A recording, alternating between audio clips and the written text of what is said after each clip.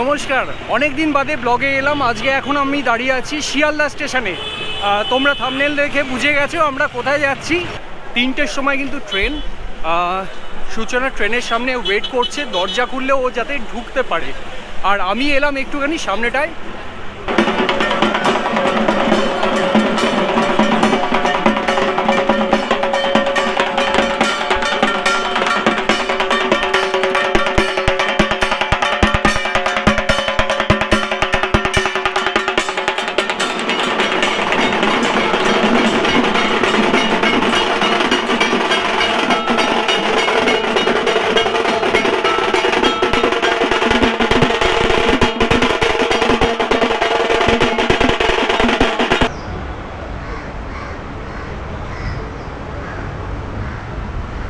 ঘড়িতে কাঁটায় কাঁটায় 3টে শিয়ালদা স্টেশন থেকে তিস্তা তোরসা এক্সপ্রেস ছাড়লো। আমরা যাব হচ্ছে এনজিপি, ওখান থেকে তারপর তোমরা জানো যে মানেভঞ্জন যাব, মানেভঞ্জন থেকে কিন্তু টুমলিং যাব। চলো এই ট্যুরটায় যেতে যেতে এই পুরো ট্রেন জার্নিটায় তোমাদের অনেক কথা শেয়ার করবো, আর দেখতে থাকো।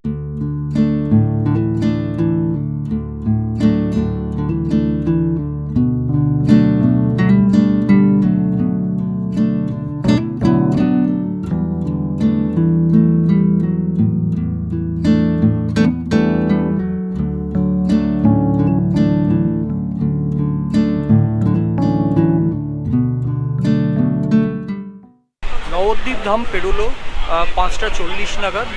আসার কথা ছিল কিন্তু 5টা 16-তে, 20-25 মিনিট মতো লেট ছিল। দাঁড়িয়ে আছি এখন কাটোয়া জাংশনে। 6টা 10 বাজে এখন, ঠিকঠাক টাইমেই চলছে, কিন্তু কোনো অসুবিধা হচ্ছে না। আর ট্রেনে কিন্তু অনেক খাবার উঠছে, মানে যারা খাবার নিয়ে আসছো না তারা কিন্তু ট্রেন থেকে খেতে পারো, কোনো অসুবিধা নেই। আমরাও অনেক রিভিউ দেখে অনেক জায়গায় বলেছিল পাওয়া যায় না, ঠিকঠাক খাবার পাওয়া যায় না, কিন্তু ঠিকঠাক খাবার কিন্তু পাওয়া যাচ্ছে, অসুবিধা নেই।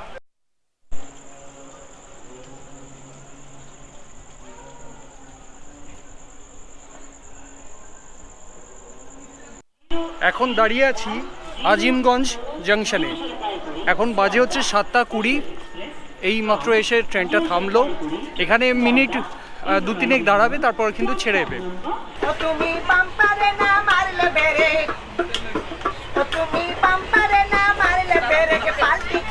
তোমার গাড়ি ও ড্রাইভার আস্তে করে চালাবে গাড়ি, ও ড্রাইভার আস্তে করে চালাবে গাড়ি। এখন বাজে ঘড়িতে 9টা 25। এইমাত্র নিউ ফারাক্কা জাংশনে এসে পৌঁছলাম। ট্রেন কিন্তু 10-15 মিনিট লেটে আছে, কিন্তু ঠিক আছে, অসুবিধা নেই। ওটা মালদাতে মেক আপ করবে, আর এনজিপিতে কিন্তু দুটোতেই নামাবে। আমাদের চিন্তা হচ্ছে এনজিপিতে যদি দুটোই নামায় সেক্ষেত্রে আমাদের কিন্তু ওয়েট করতে হবে, কারণ আমরা 5টা 5:30টায় আমাদের গাড়ি বুক করা রয়েছে। আমাদের মালদাতে খাবার অর্ডার করা রয়েছে, তো 10টা 5-10-এর মধ্যেও খাবার দিয়ে দেবে। ট্রেনে কিন্তু সবাই খেয়ে শুয়ে পড়েছে মোটামুটি, একমাত্র আমরাই খাইনি এখনও। দেখা যাক কি হয়।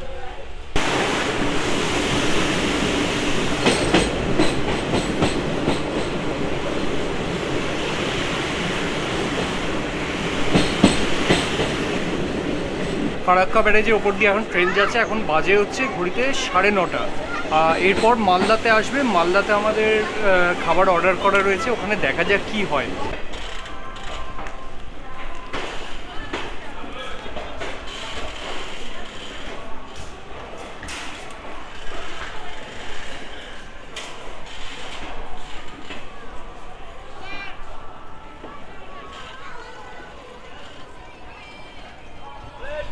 মালদায় এসে পৌঁছলাম, মালদা টাউনে। এখন বাজে ঘড়িতে একদম 10টা 5, কারেক্ট টাইমে ট্রেন আছে। যারা খাবার ক্যারি করবে না তারা কিন্তু মালদার থেকে নিয়ে নিতে পারো। এখানে অলরেডি দোকান রয়েছে, আরও সামনে দোকান রয়েছে। এখন ঘড়িতে বাজে কটা বাজে? 10টা 7। খাবারটা না দিলে কিন্তু সত্যি রাত্রিবেলা খাওয়া হতো না আমাদের, এটা নিয়ে খুব চাপে ছিলাম। যাই হোক, হয়েছে।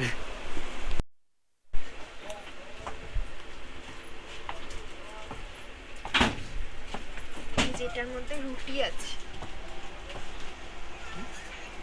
এই যে এই খাবারটা তো দেখছেন, এটার মধ্যে রুটি আর এই যে দুটো দই। এটা দরকার লাগবে না এখন আমাদের। একটা নেওয়া হয়েছে এগ থালি, আর একটা হচ্ছে চিকেন থালি। ওই মিলিয়ে মিশিয়ে খাবো। দিয়ে গেছে। এখন বাজে 2:10, এইমাত্র এনজিপিতে এসে পৌঁছলাম। আমরা এনজিপিতে 5টা 5:30 অবধি ওয়েট করব, তারপর আমাদের গাড়ি বলা রয়েছে, তারপর সেই গাড়ি করে আমরা যাব একদম ডাইরেক্ট মানেভাঞ্জান অবধি। তো ওয়েটিং রুমটা খুঁজছি, এখানে ওয়েটিং রুমে আমরা ওয়েট করব 5টা 5:30 অবধি, দেখি কী অবস্থা আছে ওখানে।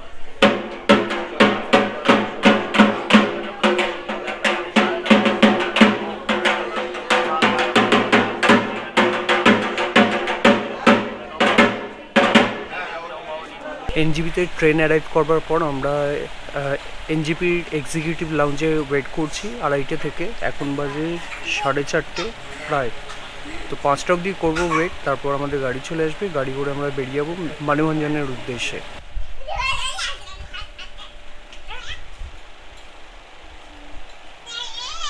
এই এক্সিকিউটিভ লাউঞ্জ থেকে বেরিয়ে এবার আমরা যাচ্ছি হচ্ছে একদম স্টেশনের বাইরেটা, যেখানে আমাদের গাড়ি ওয়েট করছে। এই দেখো, এই হচ্ছে এক্সিকিউটিভ লাউঞ্জ।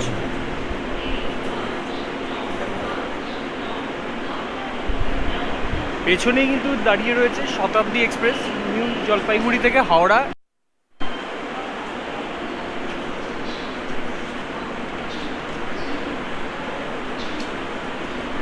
এনজিপি স্টেশনের বাইরে আমরা দাঁড়িয়ে রইলাম আমাদের গাড়ির জন্য। বেশি সময় লাগলো না কিন্তু গাড়িটা চলে আসতে। যতক্ষণ না এলো ততক্ষণ আমরা ছবি তুলতে লাগলাম মনের আনন্দে।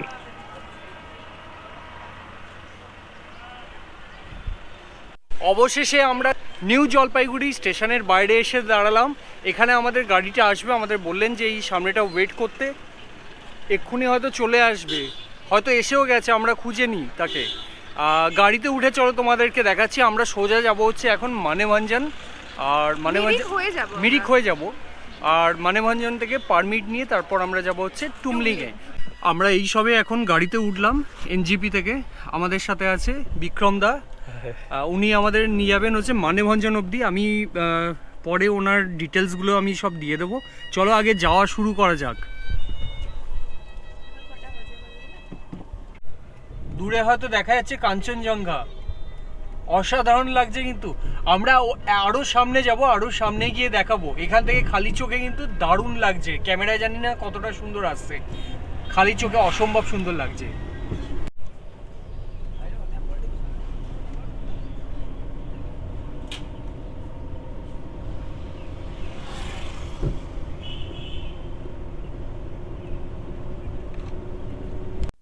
আমরা যাব হচ্ছে সুগনা ফরেস্ট দিয়ে, পাশেই কিন্তু টয় ট্রেনের লাইন। দেখো,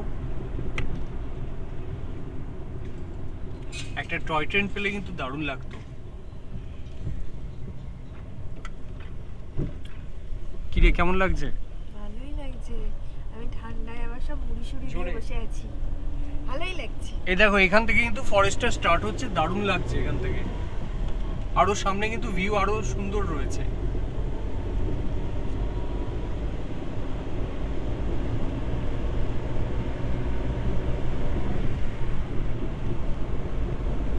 বিক্রম দা চালাচ্ছেন গাড়ি, খুব ভালো।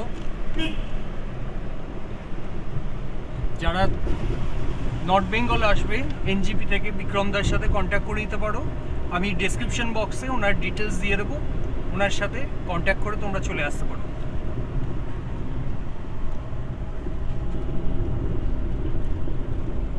দারুণ জায়গা। সুগনা ফরেস্টের মধ্যে দিয়ে আমাদের গাড়ি যেতে লাগলো মিরিক লেকের উদ্দেশ্যে। এনজিপি স্টেশন থেকে মিরিক লেকের দূরত্ব প্রায় 57 কিলোমিটারের মতো, যেতে সময় লাগে মাত্র 2 ঘন্টা। 3:30 দিকে বেরিয়ে পড়েছি। হ্যাঁ, আস্তে আস্তে আস্তে আস্তে আমি এই দিক দিয়ে সে মিরিক হয়ে যাব। তো এই রাস্তাটা দিয়ে যাচ্ছিলাম, ব্রিজটা জাস্ট পার করেছি। হ্যাঁ, একদল হাতি রাস্তা ক্রস করছে। আমি গল্প করতে করতে যাচ্ছিলাম, আমি অতটা ধ্যান দিইনি, অন্ধকার অন্ধকার তো, হ্যাঁ, হ্যাঁ, হালকা হালকা আলো। তো যারা টুরিস্ট ছিলেন ওনারা আমাকে বলে, দাদা হাতি, ওনারাই আগে ফলো করেছে। আচ্ছা, দেখুন সে বোর্ড আছে। হ্যাঁ, ঠিক যখন আমার চোখে পড়েছে, হ্যাঁ, তখন ডিস্টেন্স এই লোকগুলো আর আমি এখানে। ওরে বাপরে, কাছে একদম। এখান থেকে ব্রেক করেছি, হ্যাঁ, টায়ারের আওয়াজ হয়েছে, হ্যাঁ, হার্ড ব্রেক করেছি। হ্যাঁ, হ্যাঁ, হ্যাঁ, তো তখন একটা বড় হাতি দাঁড়িয়ে পড়লো, আচ্ছা, আর বাকি হাতিগুলো আস্তে আস্তে ঢুকে গেল চলে ভেতরে। গেল। যেই সবগুলো পার হলো তারপর বড় হাতিটা আমাকে ধেয়ে আসছে। ওরে বাবা, আমি সাথে সাথে Reverse. ব্যাগি আর রিভার্স দিয়ে তারপর আমরা আছি এখন দুধিয়া নদীর উপরে। দেখো কি সুন্দর লাগছে, অসাধারণ দৃশ্য।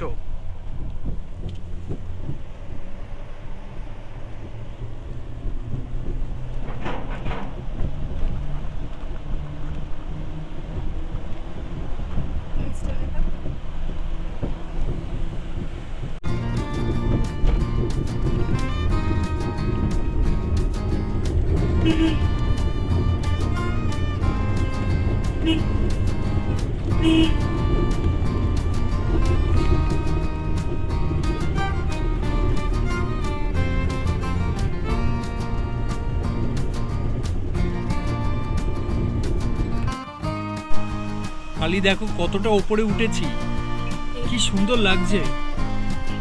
আর ওই যে দূরে দেখা যাচ্ছে ওটাই কিন্তু দুধিয়া নদী। ওই যে দেখো আঁকা বাঁকা পথে কিরকম চলেছে, খুব সুন্দর। চলো সামনে দেখা যাক।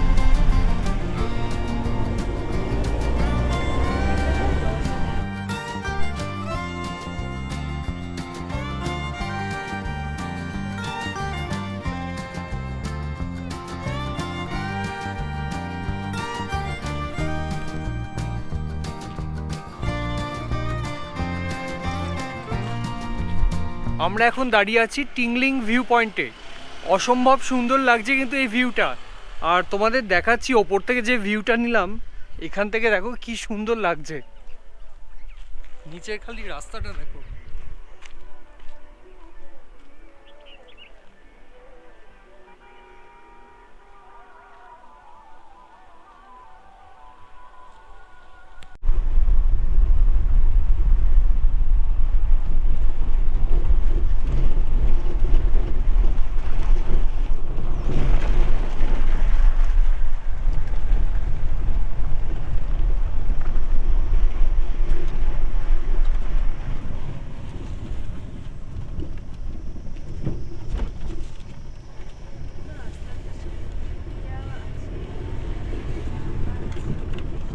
আমরা এখন এসে পৌঁছলাম মিরিক লেকে।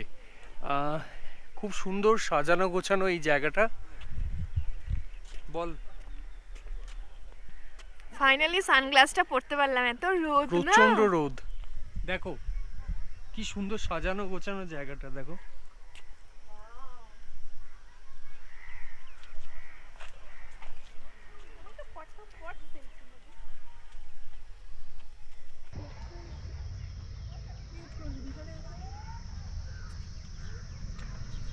এই যে সামনে রয়েছে মিরিক লেক, কি সুন্দর দেখতে দেখো।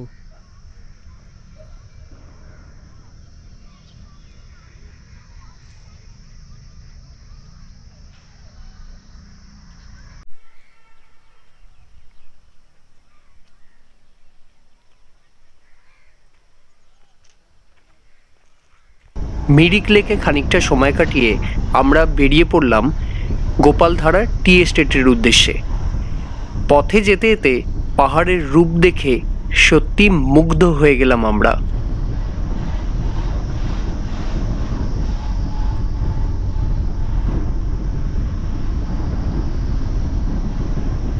আমি এখন আছি গোপালধারার টি এস্টেটে। এই দেখো চা গাছগুলো দেখো।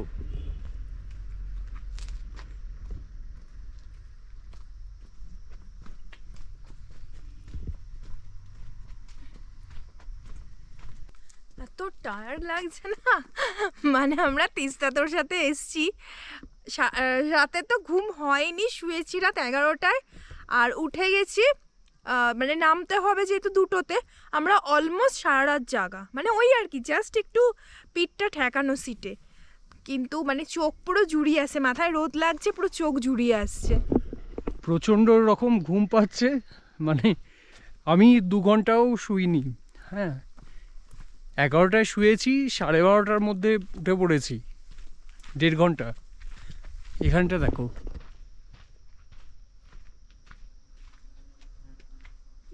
খুব সুন্দর জায়গা। নোটিশ, দয়া করে চা গাছের পাতা তুলিবেন না, অন্যথায় 500 টাকা পর্যন্ত জরিমানা ধার্য করা হইবে। No entry, no entry. সূচনা খাচ্ছে হচ্ছে মোমো, আর আমি হচ্ছে ম্যাগি, এগ ম্যাগি খাবো, ও মোমো খাবে। ভালো খেতে, কিন্তু সত্যি খুব ভালো খেতে, আর ঠান্ডার মধ্যে গরম গরম খেতে আরও বেশি ভালো লাগছে। কেমন লাগছে? পাহাড়ে মোমো তো খুব ভালোই লাগে খেতে। সকালবেলা ব্রেকফাস্টে মোমো কলকাতায় ভাবাই যায় না।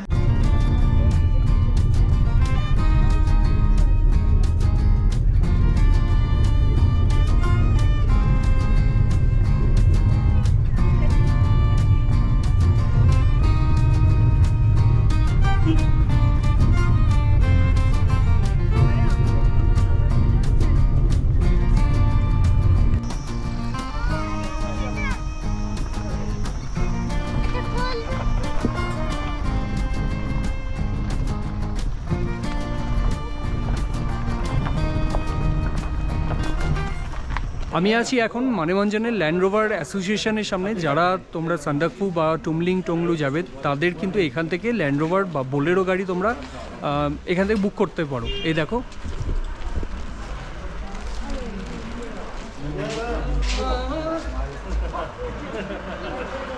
ল্যান্ড রোভার অ্যাসোসিয়েশন থেকে গাড়ি বুকিং করবার পর এই পুলিশ বুথে কিন্তু তোমাদের আধার কপিগুলো দিতে হবে। ওখানে কিন্তু একটা ফর্ম আছে, ফর্ম ফিল আপ করতে হবে। আর যারা তোমার টুমলিং টংলু বা সান্দাকফুর দিকে যাবে, তারা কিন্তু চাইলে এখান থেকে জল ওয়াটার ক্যারি করতে পারো, কারণ ওপরে কিন্তু প্রায় অনেকটাই দাম বেশি। তো আমরাও এখান থেকে জল নিয়ে নেব। আমরা মানেভঞ্জন থেকে এই জাস্ট বোলেরো গাড়িতে উঠলাম। আমরা ল্যান্ড রোভার পাইনি, আমরা রিটার্ন ট্রিপে ল্যান্ড রোভারটা আশা করছি, ওনারাও তাই বললেন। তো আমরা মানেভঞ্জন থেকে এখন যাব টুমলিং ফটোকে। তো সেখানে আমাদের আগের থেকে দাওয়া হোমস্টেটা বুক করা আছে, দাওয়া লজ আর কি যেটা।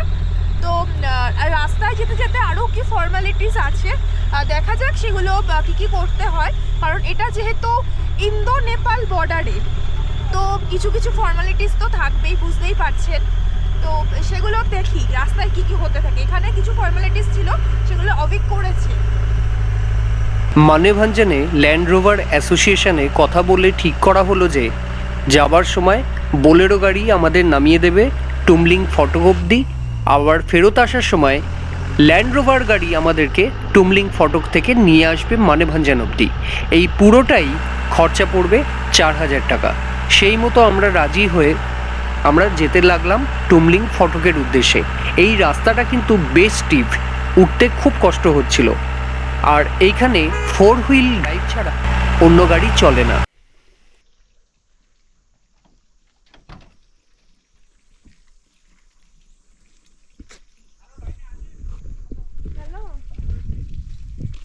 জাস্ট মুগ্ধ, কিছু বলবার ভাষা নেই, খালি দেখছি প্রকৃতিকে। এত অপূর্ব, এত সুন্দর ভিউ, মানে এই জায়গাটায় না এলে কিন্তু কাঞ্চনজঙ্ঘাকে এত কাছ থেকে এত সুন্দরভাবে দেখতে পেতাম না। আমরা পাহাড়ের যে দিকটায় আছি, আমরা আরও সামনে যাব, আরও কাঞ্চনজঙ্ঘাকে কিন্তু আরও সামনে থেকে দেখতে পাবো। এখান থেকে দেখো কি সুন্দর লাগছে।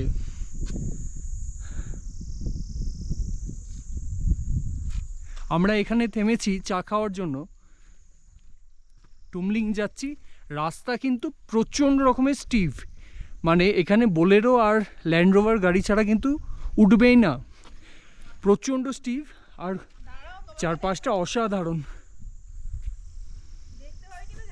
দূরে দেখো, অসাধারণ দৃশ্য। চাটা খেয়ে নিই, চা খেতে খেতে কাঞ্চনজঙ্ঘা দেখি। সূচনা বাড়িতে কথা বলছে, আমি কথা বলিনি একটুখানি। ঠিক আছে।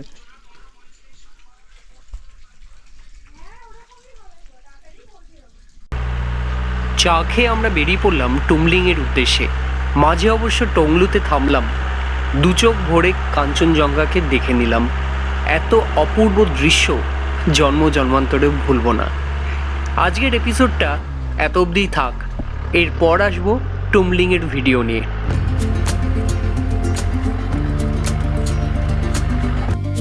নমস্কার, আমি অভি আমি সূচনা। আর আপনারা দেখছেন আমাদের চ্যানেল পিস স্কয়ার। আমাদের চ্যানেলটিকে যদি ভালো লেগে থাকে সাবস্ক্রাইব করতে ভুলবেন না, আর লাইক কমেন্ট শেয়ার অবশ্যই করবেন। আপনাদের এই সাবস্ক্রাইব এবং লাইক শেয়ার কমেন্ট আমাদেরকে আরো নতুন নতুন ভিডিও করতে উৎসাহিত করে। সবাই ভালো থাকবেন, অনেক অনেক ধন্যবাদ সবাইকে। দেখতে থাকুন পি স্কোয়ার।